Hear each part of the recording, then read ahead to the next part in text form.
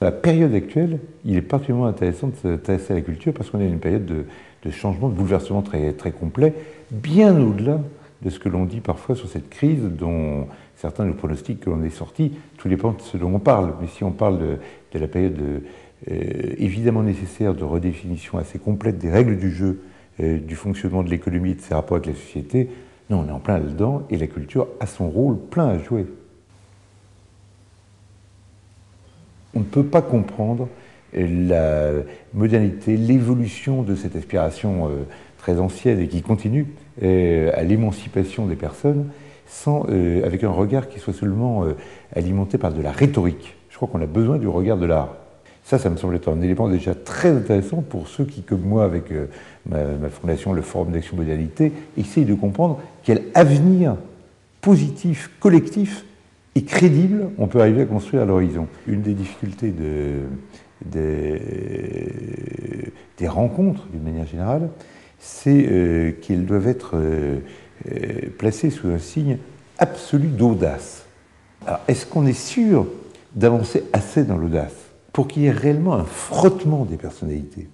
Aujourd'hui, on n'est plus comme dans les années 50, dans lequel l'économie, on savait ce que c'était, la culture, on savait ce que c'était, la société organisée, on savait comment l'appeler. Aujourd'hui, c'est impossible. Il faut absolument parvenir à sélectionner les personnes qui sont présentes de façon beaucoup plus précise et les mettre en interaction les uns avec les autres dans une situation où tout le monde prend des risques, parce que sinon, il ne se dit rien. La création a besoin d'innovation et que l'innovation a très fortement besoin de création. Les entreprises sont en train de se poser les questions sur l'innovation d'un ordre différent de ceux que des questions d'hier.